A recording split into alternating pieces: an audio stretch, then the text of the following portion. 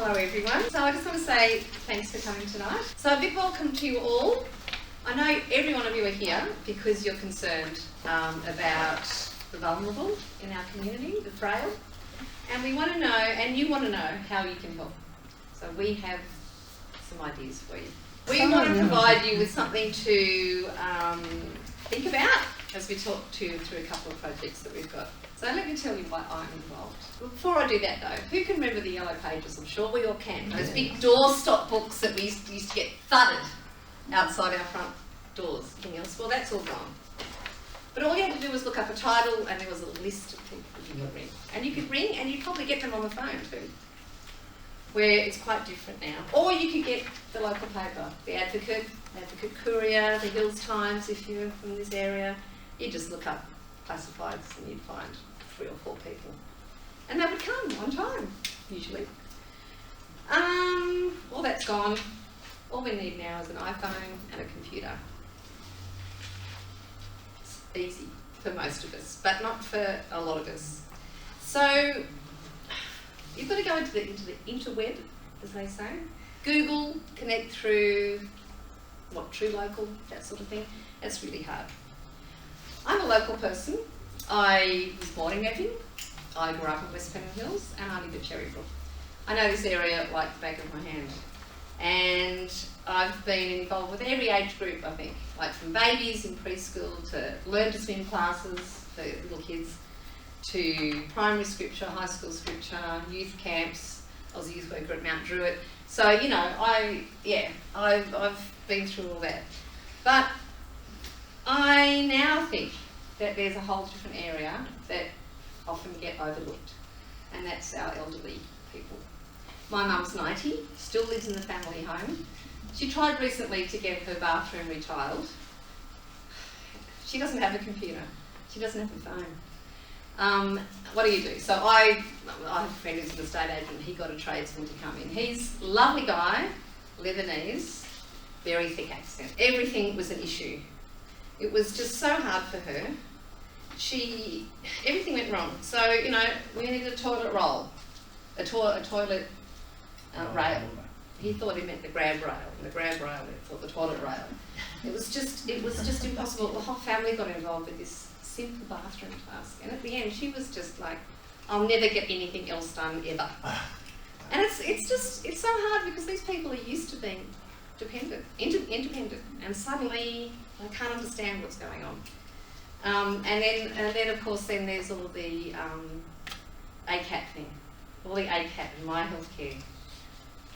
It's really, really hard. So Mum's lucky she's got me and my brother, but there's a lot of people in our community that don't have the young generation like me to help them. They do, but they're busy.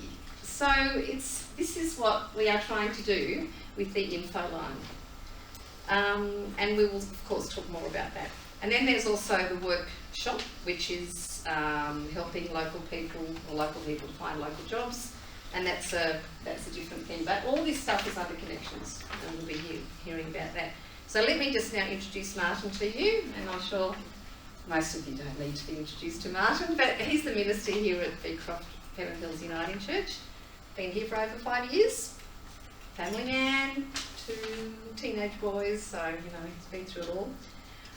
He's a visionary man and he's a thinker, and he's going to take you through the rest of the presentation. So thanks, Martin. Well, welcome. Let me keep going and say who am I? So you'll see that that's what I looked like before I had children.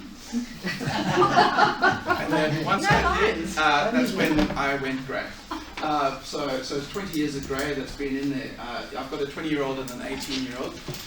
And I became the minister here 5 years ago, as we said. And it was interesting coming to this congregation because the average age of the congregation was approaching 80. That was the average age. The youngest person, so our youth group, began at the age of about 58. Of course it didn't. We didn't have a youth group, obviously. And so the thing with it is that my children, when they came, were the youngest people in the church by a long shot. And when I looked at that, I thought, well, so what do we do? Now, one thing we can do, of course, is we can get upset about it and say, oh, you know, we need to get young people, or we look at what actually we've got. And so what we've got is we've got seniors. And we looked at it saying, well, if we've got seniors, how do we reach seniors? How do we actually do the things that seniors will need? And so that's where that began the process. And we'll talk a little bit about that later. But that's my framework, is to actually say, this is who we've got. So let's see what the need is and how do we actually meet that need. We've employed Marion. Marion is our Community Development Officer, which she's been employed for a few months now. In fact, I think 3 months. And the idea with developing this is that we actually believe that we want to have a footprint within the community and the way in which the community is working. And so that's what we've done in terms of community of celebrating Marion. I found this little quote by Herman Melville, who of course is the writer of Moby Dick. And he wrote this, which it took me a little while to kind of connect with, but it says, we cannot live only for ourselves. I think that's a good start for anything. 1,000 fibers connect us with our fellow people.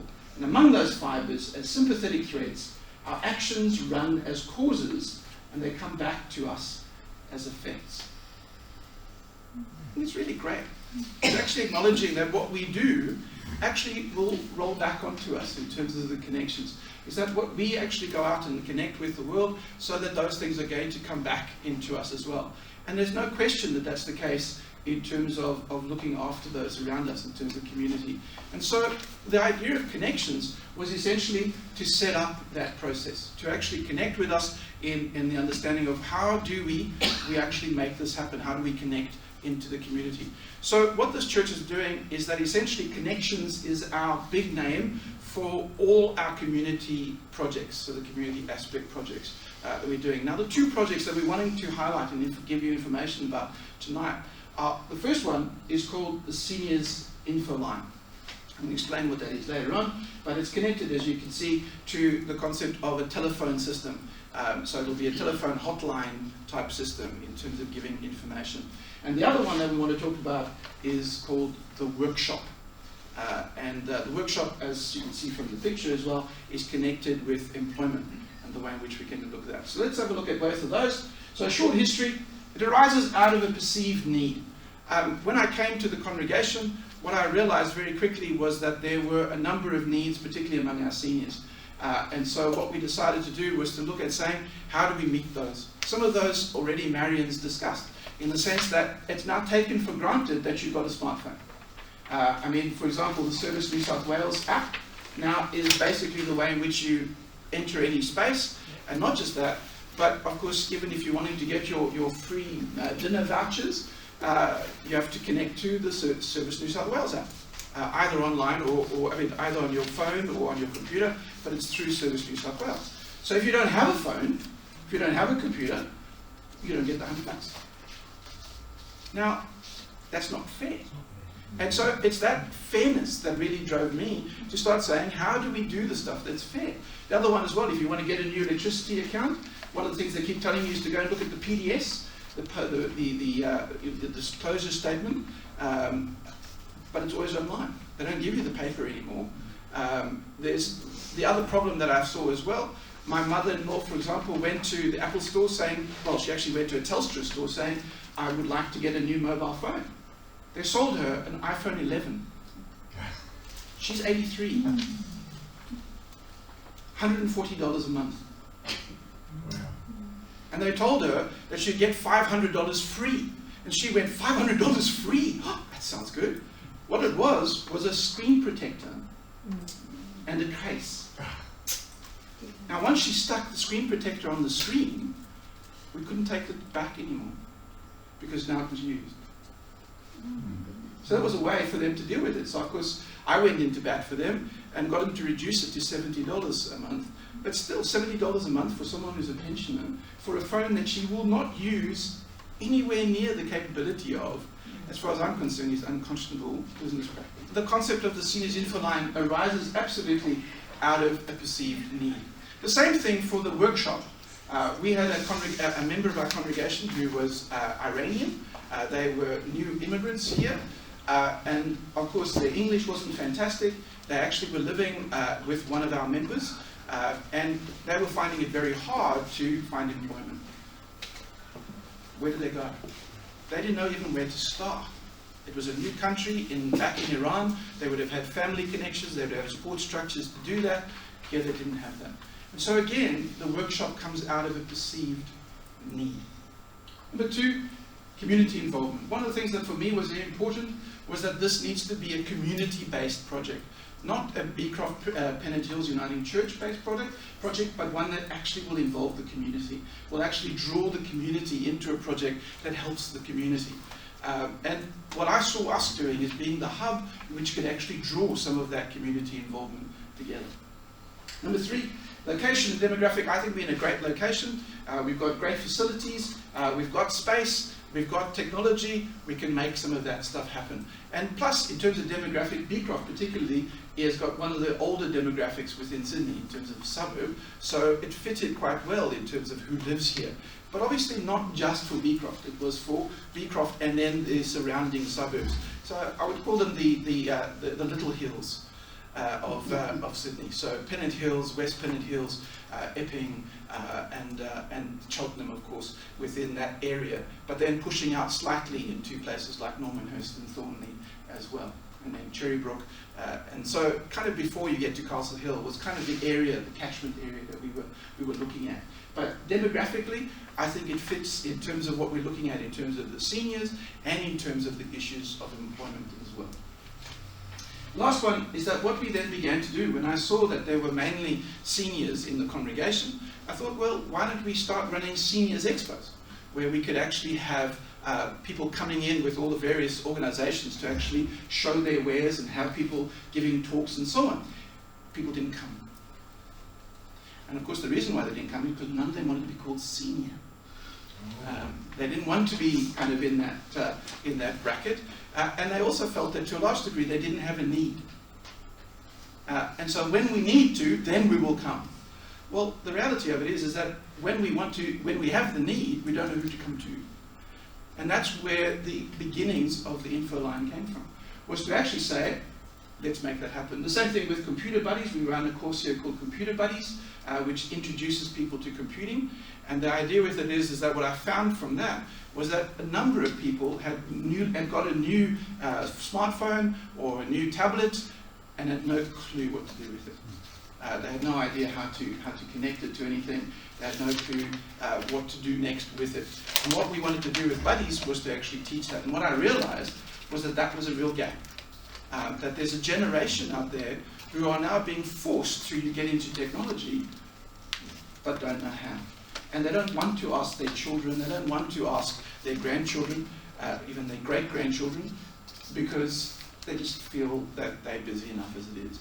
And so actually finding a place to do that was the concept of doing it. So that's the history for it, is to actually say there was a need, and we perceived that need, and now we're looking at ways in which we can meet it. So, what is the Seniors Infoline? It's a hub. It's a hub for finding a tradesperson. As Marion was saying, if you need to have your lawns mowed, one of the things that the government did was this thing called aging in place. Sounds great. And in fact, for most people, it is great. Because they can stay in a place where they're familiar, they can stay in the house that they're familiar with, they can stay in the community that they're familiar with. It sounds lovely.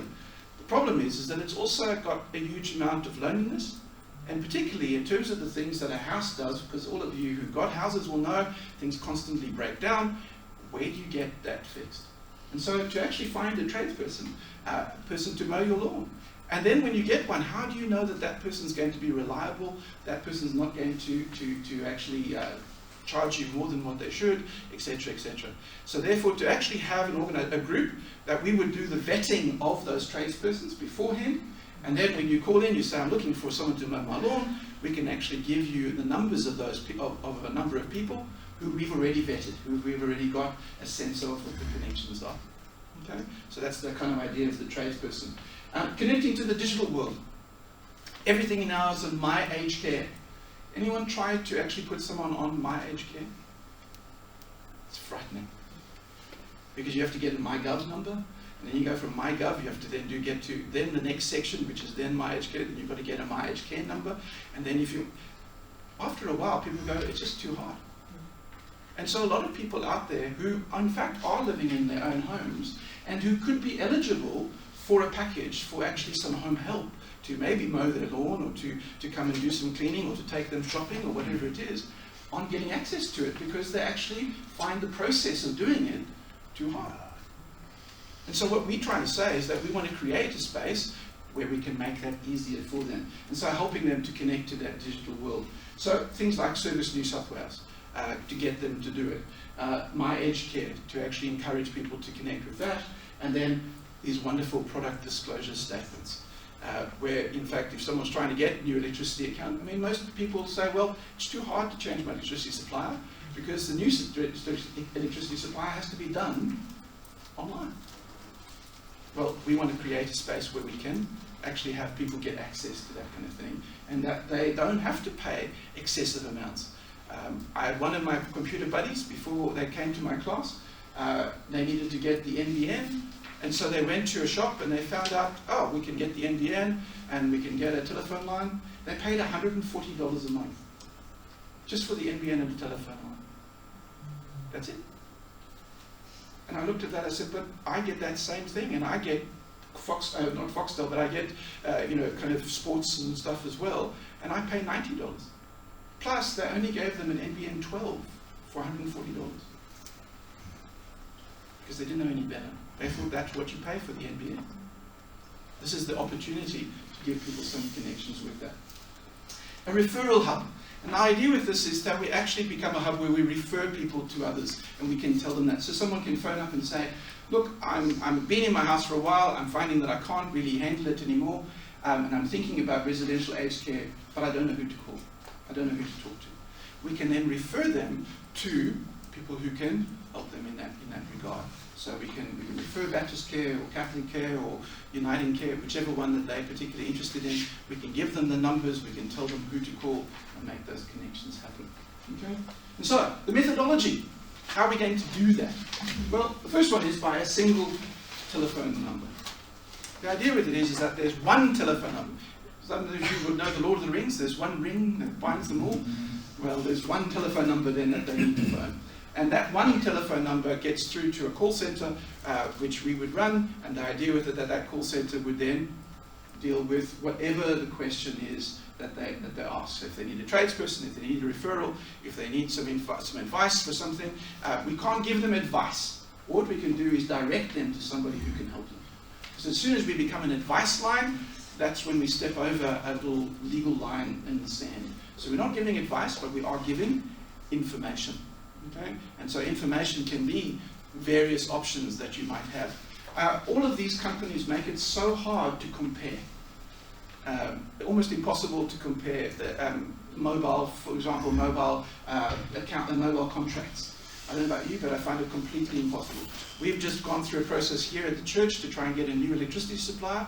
Almost impossible to compare, because every single one of them have got different hours that goes their peak and then their off peak and then their shoulder, and then they have different amounts for each of those things, and then they give you different discounts. By the time you finish with all of that, you say, I'll just stick with what I've got.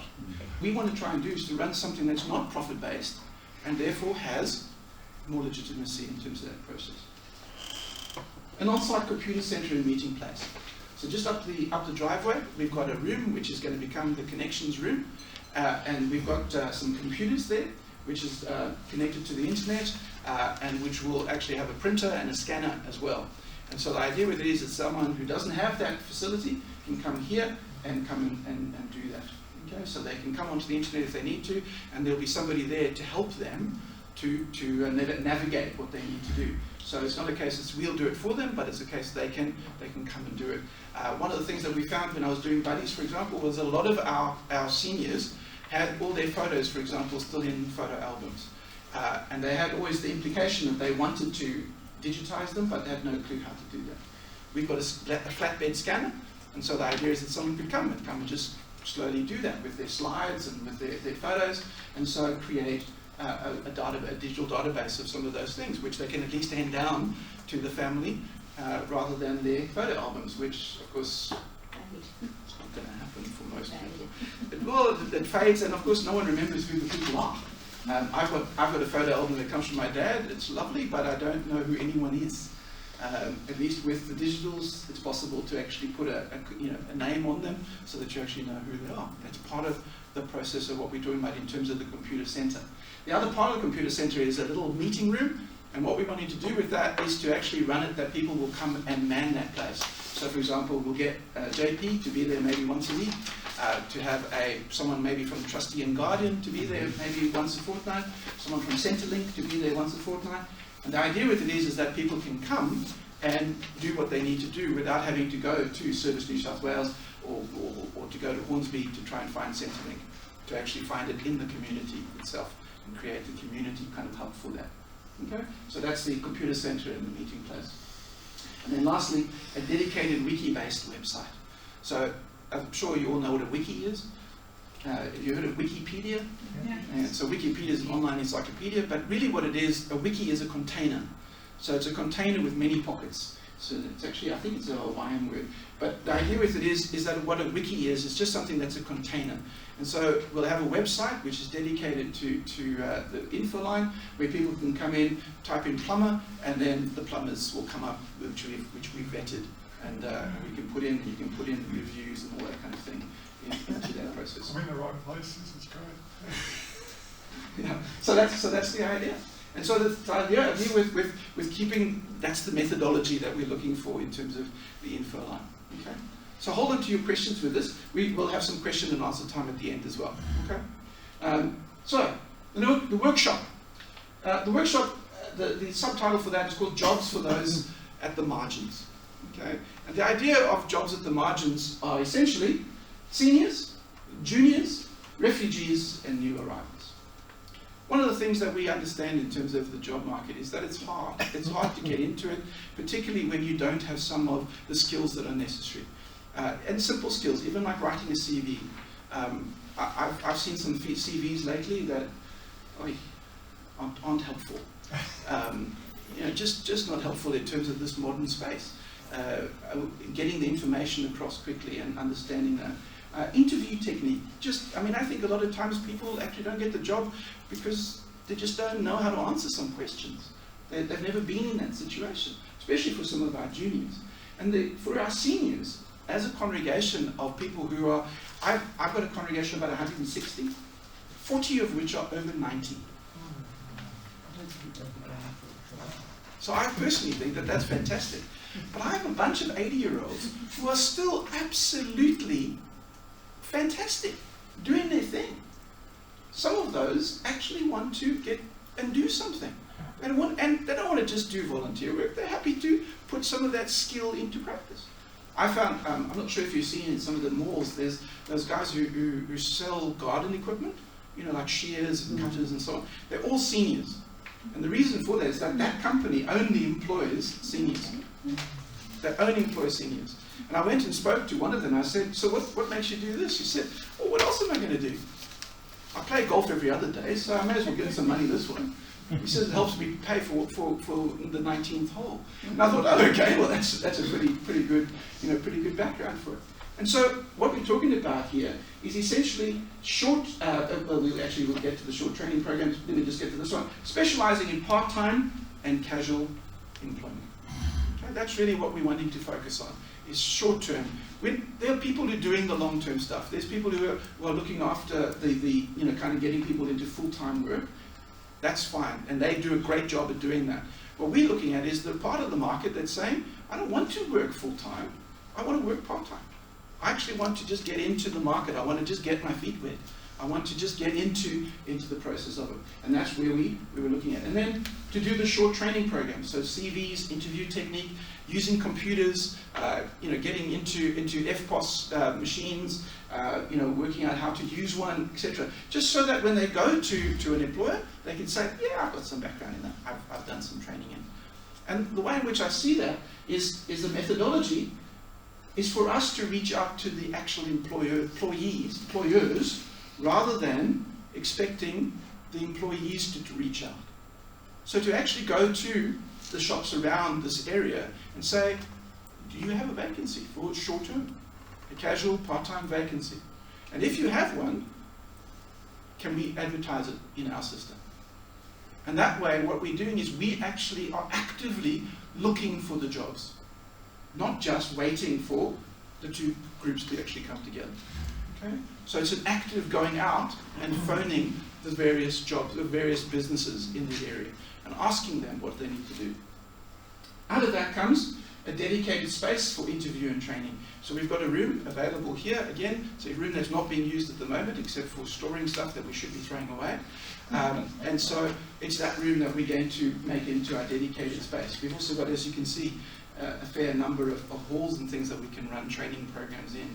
And so we want to run some training programs in those. And what we want to do is to utilize the skills of the people who we've got in the congregation. We've got some people who've been business people, who've been CEOs, who've run their own companies, who've had to interview people. We want to use their skill to actually train those people. And that way we actually are giving real world information and real world training to those people. Okay? How to write a CV, how to, what would we look for in a CV and so on, is the concept of that. And so, as I said, the utilization of the existing community skills. Okay? I've already spoken to a number of the congregation who've run businesses. So yeah, we'll give an hour of that, no problem.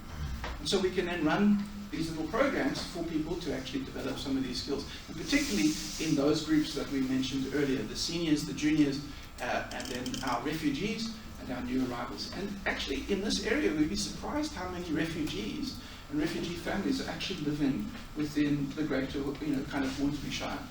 It's really quite a large amount. And I think those people often don't know what to do next or where to go next. Well, this is giving an option for that. And then again, a dedicated website for this. So where the employees and the employers are able to find each other and be able to put the two things together. Okay. So that's the workshop. So you knew that we didn't just give you tea for no reason. It would have to be some reason why we probably called you here. So of course the first reason why we called you here is to join us in partnership with these projects. So what I mean by that is essentially to say, yes, I think we also think that that's a good idea. A lot of you represent different churches, different organizations within this area.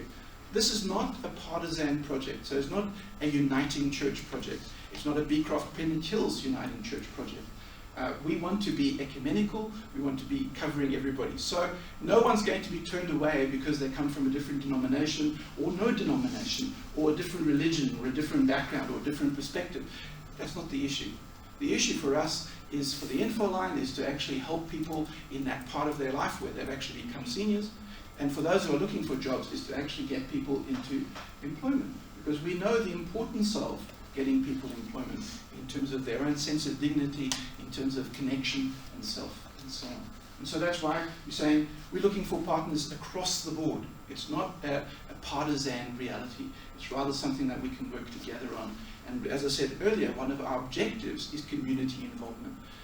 I think that there's too many things where our community, kind of each person is doing their own thing.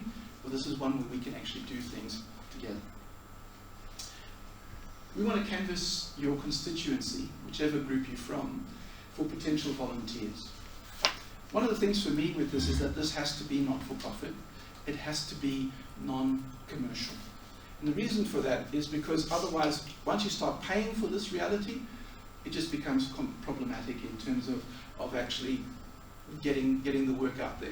We don't want people to have to pay for the information. We don't want people to have to pay to try and find a job. We don't even want the employers to have to pay in order to get employees, because otherwise that becomes problematic too in terms of the way it is.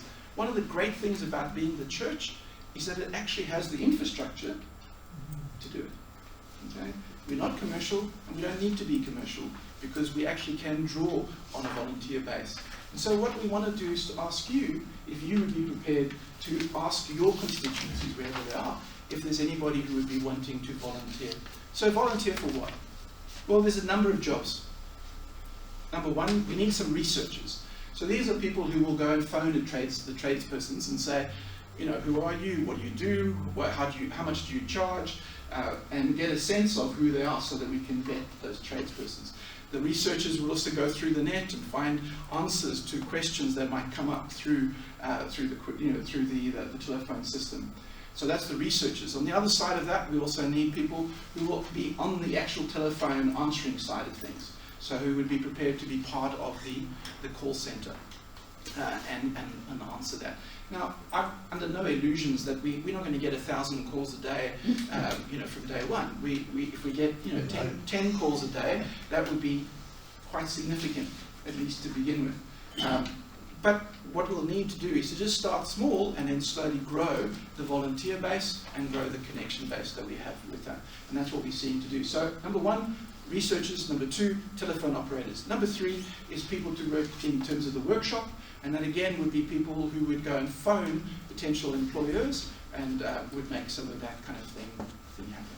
Okay? So we don't, at this stage, we've got a sense of how many volunteers we need, but the truth of it is that the more volunteers we have, the less that volunteer has to serve. And of course, as we get more, we can extend the hours that the particular concept actually extends as well. Okay?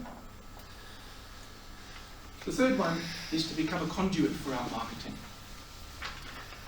I don't know about you, but I went home tonight and I found a big wad of junk mail in my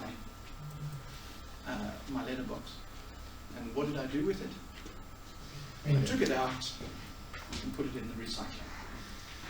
That's the problem with so much of what we're wanting to do.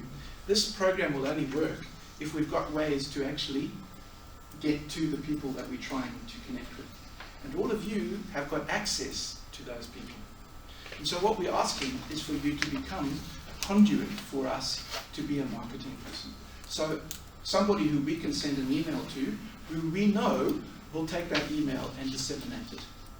Who will actually take the things that we do and actually hand it out rather than just throw it away. Too much, of course, in terms of churches, we send you, a wad of whatever it is, and that wad gets put on a table somewhere, and then we look at it and finally we throw it away. Instead, what we want is somebody who's going to say, no, I'm prepared to be the conduit in my community, and I will make sure that it actually goes somewhere. And then lastly, is to draw other community organizations into our partnership. All of you will have connections with other communities within the area. So whether that be other churches, whether that be other civic organizations, whether that be like Probus or Rotary elsewhere or whatever it is, that in fact you would be able to make contact with them and be able to find someone there who would be prepared to be a partner with us, and both in terms of marketing and in terms of finding some volunteers.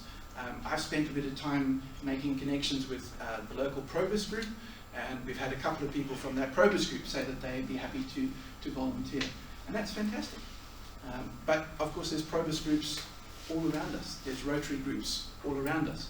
There's other organizations around us. Where somebody might say, I'm happy to give up 2 hours of a week, once a month, to come and sit in the computer center and help somebody just get online if they need to, or show them how to get onto my HK or whatever. Okay? So there's that kind of concept of being able to disseminate this and to make the contacts and to develop those connections around the community. That's it. Yeah, thank you so much for coming. I'm just so excited and so happy to see so many people here. Thank you very much. I think Martin mentioned something about falling between the cracks, and this is what I was going to say at the very end, just a little thing, is that the most vulnerable people in our community are often the most hidden, and due to their invisibility, they fall through the cracks, and we just really don't want that to happen. But it is happening, but we want to stop it happening. So if you want to speak to us a bit more after, please feel free, Martin or myself. But yes, thank you so much for coming. Good on you.